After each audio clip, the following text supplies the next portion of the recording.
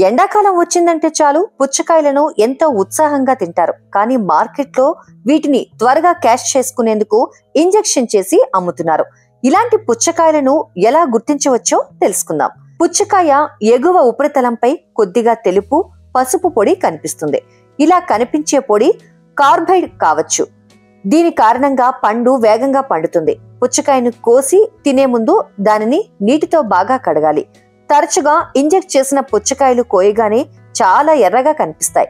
దానిని కొరికి తింటుంటే సాధారణం కంటే ఎక్కువ ఎరుపు, తీపి అనుభూతి చెందుతారు. చాలాసార్లు ఇంజెక్ట్ చేసిన పుచ్చకాయలో చిన్న రంధ్రం కనబడుతుంది. ఇంజెక్ట్ చేసిన పుచ్చకాయను కత్తితో కోసాక మధ్యలో పగుళ్ళు వంటి రంధ్రాలు కనిపిస్తాయి. ఇలాంటి పుచ్చకాయలు తిన్న తర్వాత నాలుక కూడా జిడ్డుగా అనిపించవచ్చు. ఎండాకాలం వచ్చిందంటే చాలు పుచ్చకాయలను ఎంతో ఉత్సాహంగా తింటారు. కానీ మార్కెట్లో వీటిని త్వరగా క్యాష్ చేసుకునేందుకు ఇంజెక్షన్ చేసి అమ్ముతున్నారు. ఇలాంటి పుచ్చకాయలను ఎలా గుర్తించవచ్చో తెలుసుకుందాం. పుచ్చకాయ ఎగువ ఉపరితలంపై కొద్దిగా తెలుపు, పసుపు పొడి కనిపిస్తుంది. ఇలా కనిపించే పొడి కార్బైడ్ కావచ్చు.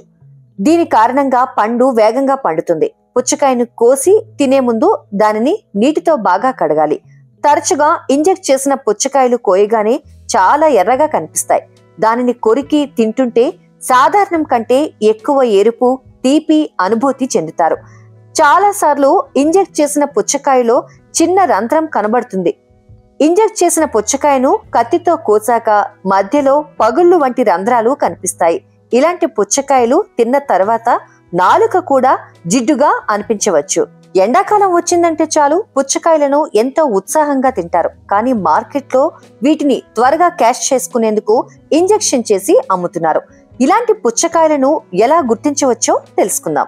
పుచ్చకాయ ఎగువ ఉపరితలంపై కొద్దిగా తెలుపు, పసుపు పొడి కనిపిస్తుంది. ఇలా కనిపించే పొడి కార్బైడ్ కావచ్చు. దీని కారణంగా పండు వేగంగా పండుతుంది. పుచ్చకాయను కోసి తినే ముందు దానిని నీటితో బాగా కడగాలి. తరచుగా ఇంజెక్ట్ చేసిన పుచ్చకాయలు కోయగానే చాలా ఎర్రగా కనిపిస్తాయి. దానిని కొరికి తింటుంటే సాధారణం కంటే ఎక్కువ ఎరుపు, తీపి అనుభూతి చెందుతారు. చాలాసార్లు ఇంజెక్ట్ చేసిన పుచ్చకాయలో చిన్న రంధ్రం కనబడుతుంది. ఇంజెక్ట్ చేసిన పుచ్చకాయను కత్తితో కోసాక మధ్యలో పగుళ్ళు వంటి రంధ్రాలు కనిపిస్తాయి. ఇలాంటి పుచ్చకాయలు తిన్న తర్వాత నాలుక కూడా జిడ్డుగా అనిపించవచ్చు.